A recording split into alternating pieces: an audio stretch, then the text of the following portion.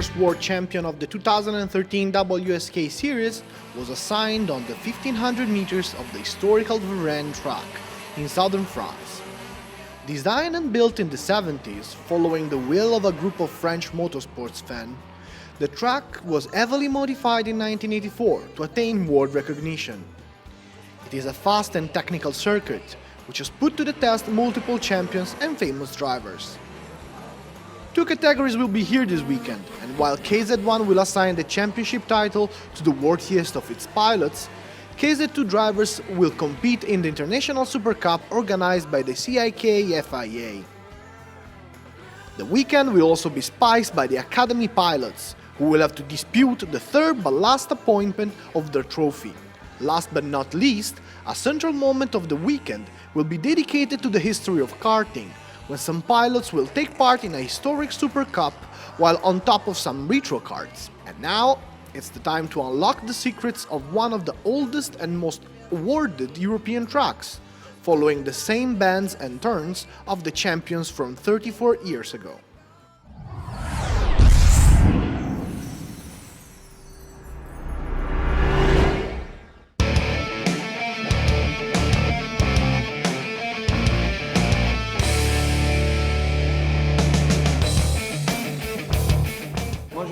Hello, I'm Arnaud Kuzlinski, 2009 World Champion, professional driver for 20 years. We are now here in Varennes on Avier. Let's take a tour to the circuit.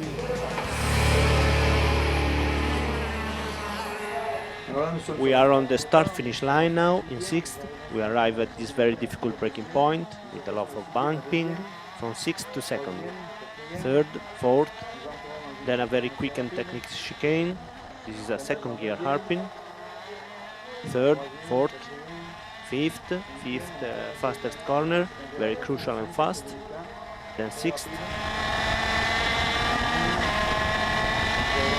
hard 6th second braking, then 3rd, 4th, 5th, hard second gear left hairpin, declining to the outside.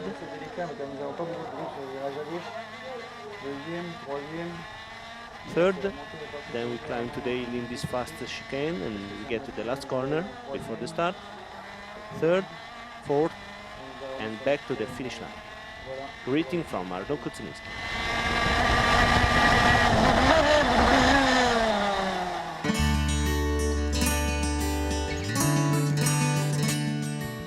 Friday is a day dedicated to chrono trials, with the hefty introduction of the Super Pole event for both KZ1 and KZ2. For the former, Davide Fore from Italy manages to snatch away the first position. His lap time is impressive. It looks like the 4 times world champion is taking the competition very seriously and is thinking about a 5th title. Behind him, Felice Tiene, Italian as well, who manages to keep the standards up high. The Dutch Max Verstappen was able to record the 3rd best time and is now ready to show the prowess of the CRG kart. Right behind him, only 1/10 of a second away, we can find Marco Ardigot on his Tony kart.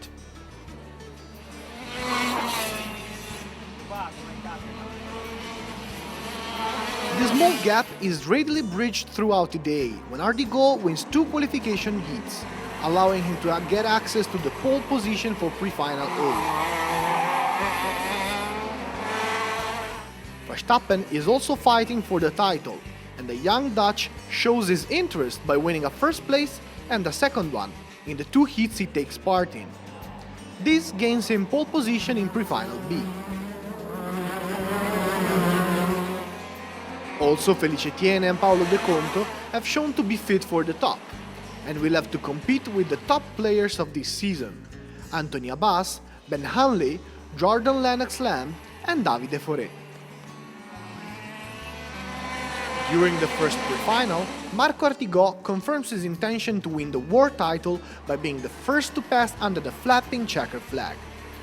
6/10 behind, the Czech Patrick Hayek manages to be slightly faster than the Monegasque Leclerc and the Italian Felice Tiene. On the same boat as Ardigot, we can find Verstappen, winner of the 2nd pre-final, 4/10 ahead of a gritty De Conto, followed closely by Fore, Toninelli and Sauro Cesetti. While the top of the KZ1 ranking speaks mainly Italian, French drivers were the ones occupying the top of the hill in the KZ2 category. In fact, Alexandre Roux was able to sign himself in the Super Pole competition, immediately followed by Paul Davy and Thomas Laurent, both on Tony Kart. Riccardo Nigro was the best among the Italians and was thus able to conquer the 4th place in the rankings. On his same level, we can find the Kiwi Daniel Bray, sporting 2 victories in the qualifications. The good performance by Marco Zenchetta is worth the highlights. The Italian driver was able to collect 2 victories and some other good placement. The unlucky Boccolacci was unable to recover the penalty he was given after he retired from one of the bouts, not even with flashing 5 victories. Nonetheless, the French was able to gain some confidence back when his astonishing performance granted him the first position in pre-final A. Bray was, at the time, the protagonist of a beautiful dash where he was able to snatch victory from the hands of the Czech Jan Midlerla by only 192 milliseconds. 3rd place for the French Alexandre Roux.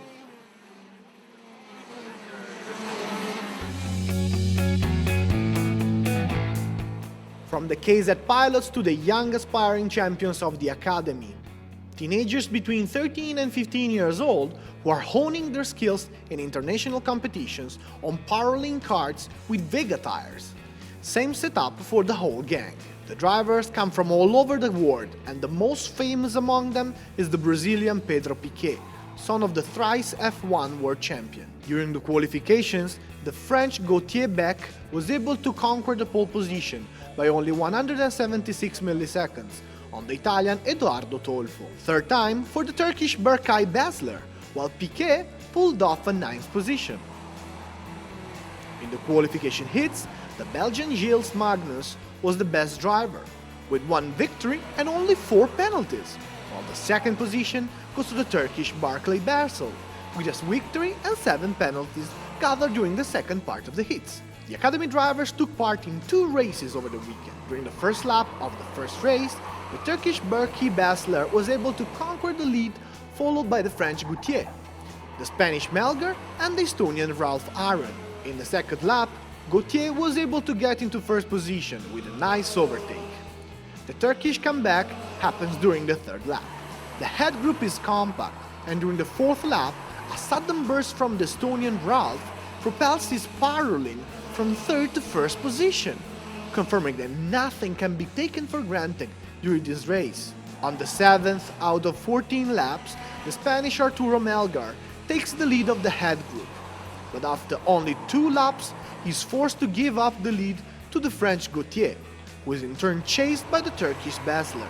They are the protagonists of the last lap, which will end with the victory of Basler by just 1/10 of a second on the French Gauthier.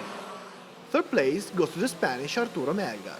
In the 2nd race, the dominion of the Turkish pilot Basler is not interrupted. He defies the Italian Edoardo Tolfo, author of an outstanding comeback in race 1, where it started 16th and had come in 5th. In race 2, the Italian chokes down 3 overtakes, which guarantee him the 2nd step on the podium, behind Berkay Basler and ahead of Spaniard Arturo Melgar.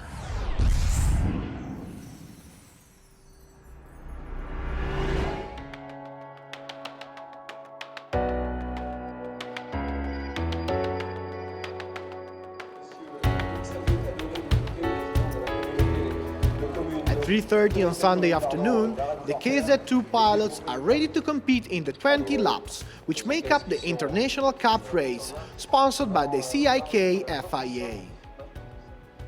In pole position, we can find the French Dorian Boccolacci, author of an amazing comeback during the qualification heats and a beautiful pre-final, behind the wheel of his energy kart. Beside him, the GP kart of the New Zealander Daniel Bray. In the 2nd row, we can find the Italian Simone Brenna on a TB kart and the Czech Jan Midlerla on a Birel.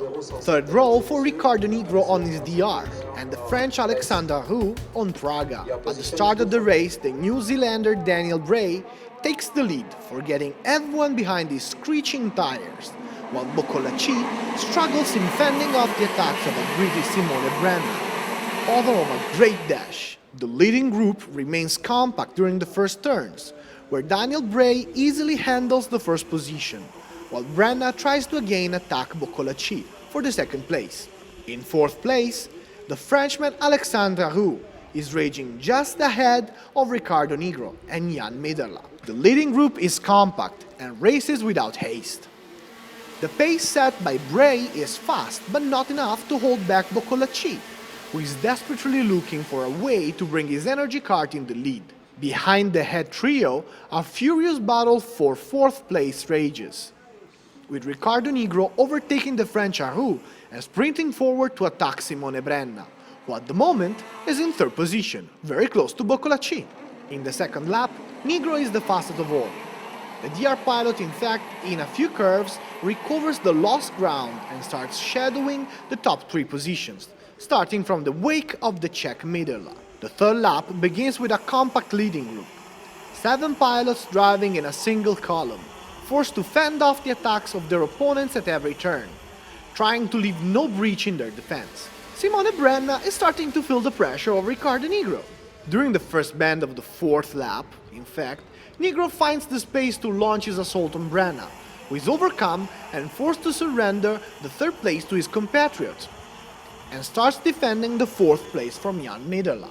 This quick exchange allows the head duo formed by Bray and Boccolacci to gain a couple of hundred of milliseconds on their pursors. It's not easy for Riccardo Nigro to recover this gap, while behind him, Brenna keeps on defending his fourth place with his teeth and nails.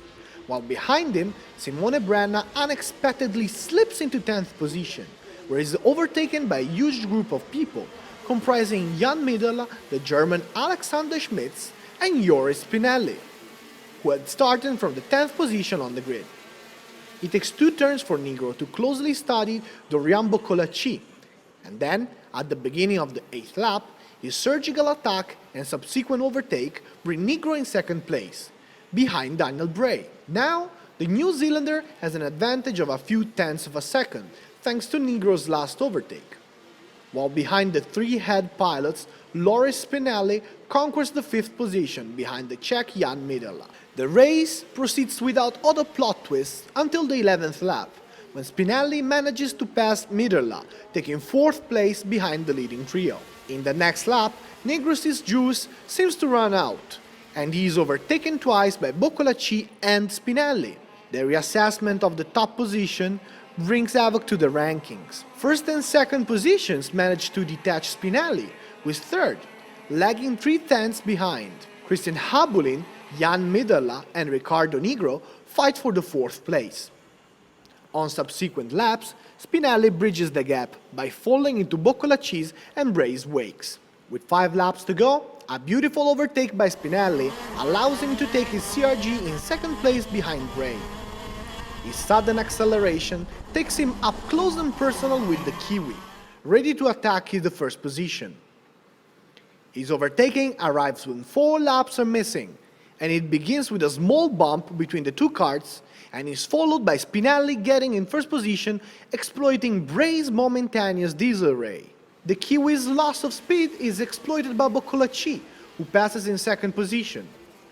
The judges will have much to discuss about this maneuver by the Italian pilot. With 2 laps to go, the French assault on the podium begins. It is thus that Spinelli is overtaken by Boccolacci, and Alexander Roux manages to pass Bray's kart. Under the checkered flag, Dorian Boccolacci wins the International Cup, while Loris Spinelli is second and Alexandre Roux third. On the podium, the happiness of Dorian Boccolacci mixes with Spinelli's comeback, which was unexpectedly marred by a bitter aftertaste. Before the final that will assign the KZ1 World title, the historic karts have taken over the asphalt of the Varennes track. Among them, some old glories that the vice president of the CIK-FIA, Van der Grint, wanted to bring together in lieu of the great passion that supports them. Old glories straight from the 60s, when karting was able to hatch talents such as Ayrton Senna and Alain Prost. A school that over the years gave fans of motorsports champions who entered the history of the sport. 36 karts spanning 20 years of manufacturing from 1960 to 1980 were displayed on the famous track. Back then, the mechanical teams included the French Techno, which managed to get to F1, but also the Italian Birel, who was already present in the 60s. At the end of the blissful and fans-loved parade, there was an awarding ceremony which selected the most interesting and well-preserved cards of the event.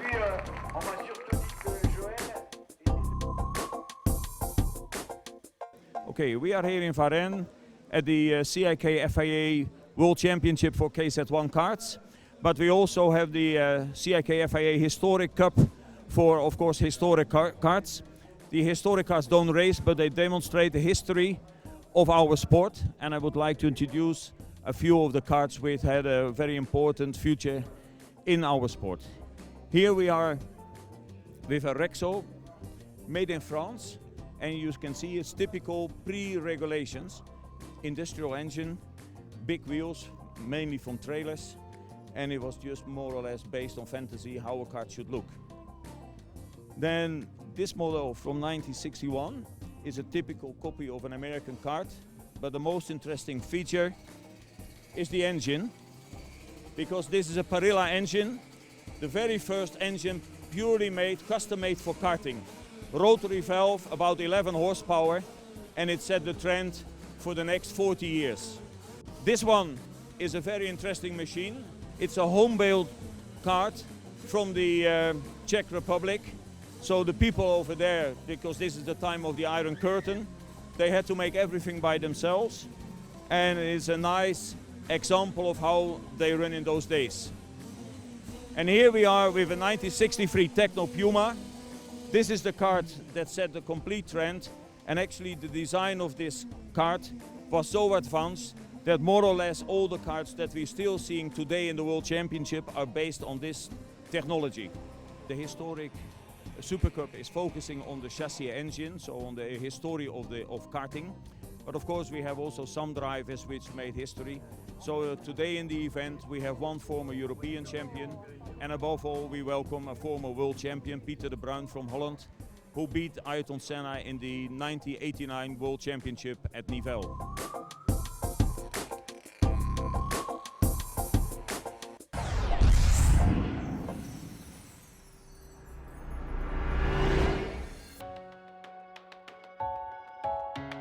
At 16, everything is ready for the final, from which the only true world champion for KZ1 will emerge victorious. The pole position is occupied by Marc Artigot, champion of the Tony Kart team. At his side, the Flying Dutchman Max Verstappen on CRG.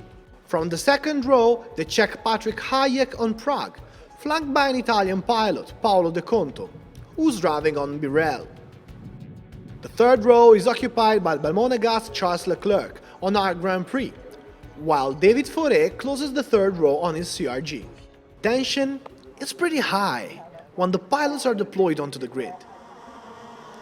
At the start, Artigot is cold as ice, and darting away, he takes the lead ahead of the Monegasque Charles Leclerc, Max Verstappen, Felice Etienne, Paolo De Conto and David Forêt.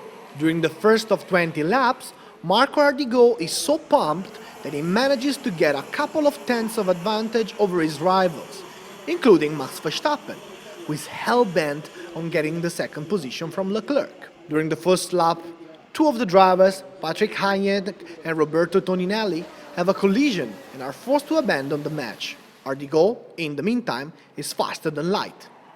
This is a figure of speech, since this scenario is physically impossible. When the second lap begins, Max Verstappen starts looking for trajectories to overtake his most direct opponent. Even if the overtake seems hard to realize, the speed and grit of the Dutch push Leclerc hard to outperform himself. And so the gap between Artigot and Leclerc is halved, going from 0.6 of a second to 3. The first known podium positions are occupied by Paolo De Conto, 4th, David Forêt and Felice Etienne. The overtake of the Flying Dutchman arrives when the third lap begins. A sketchy turn by Leclerc hands over the keys of the second position to Max.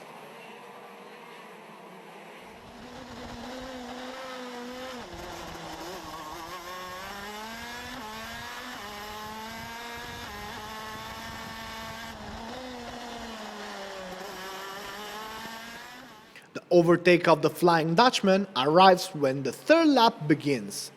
A sketchy turn by Leclerc hands over the keys of the second position to Max. The Dutch, however, does not seem to be content and enters the wake of Ardigo's Tony Kart, where he starts to provoke his adversary into a reaction which might give the Dutch a possibility of breaching his defenses.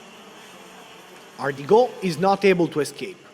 Behind him, Max Verstappen seems able to keep his pace and at the same time to actively seek on attack trajectory. At the beginning of the fourth lap, the three highest positions are very close, but among them, Verstappen seems to have the sharpest edge.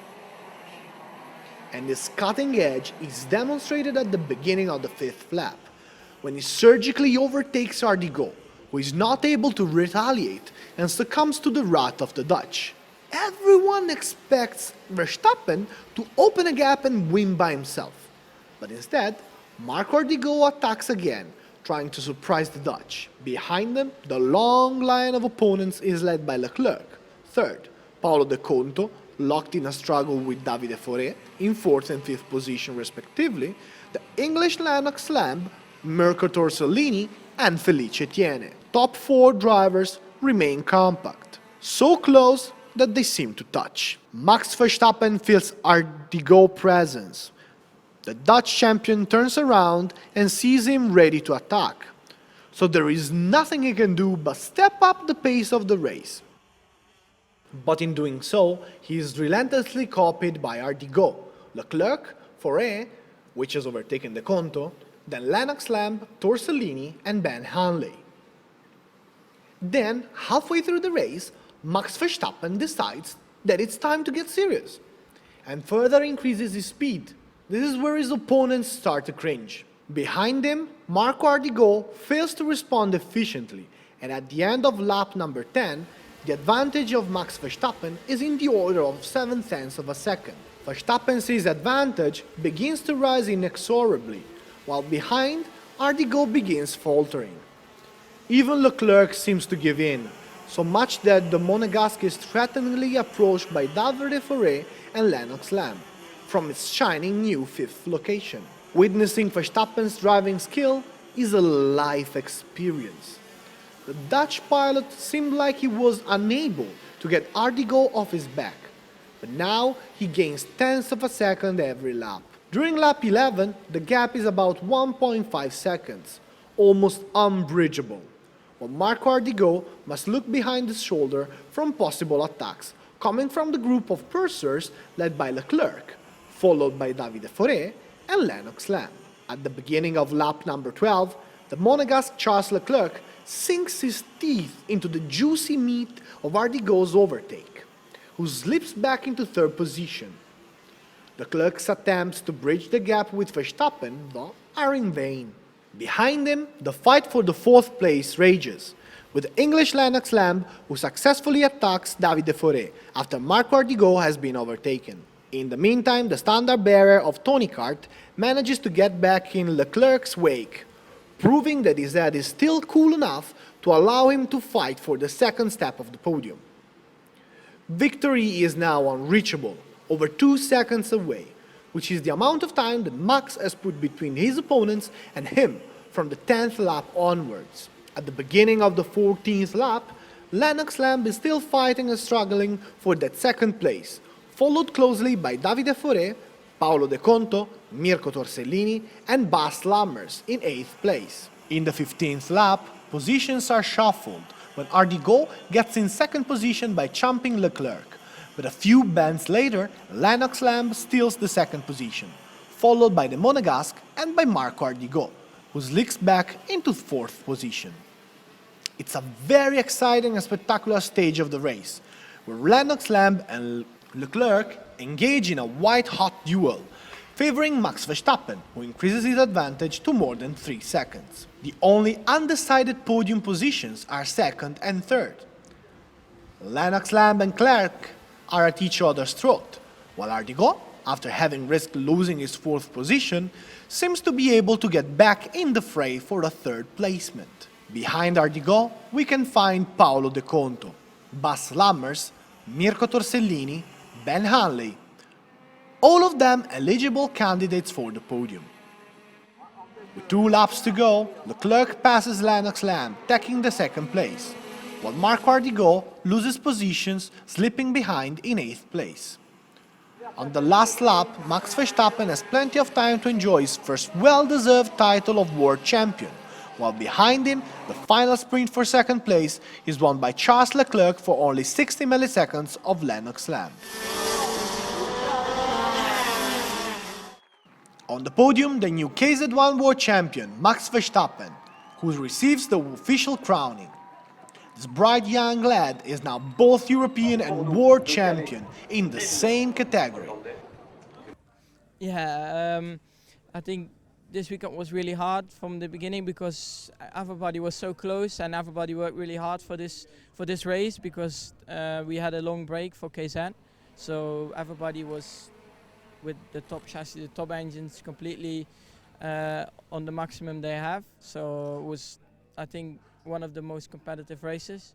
But then to win in the final like that, I think is just amazing.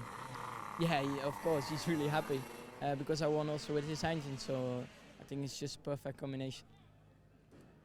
Second placement for the Monegasque Charles Leclerc, third for the English Jordan Lennox Lamb. And so, the tale of the Flying Dutchman is spun for the year.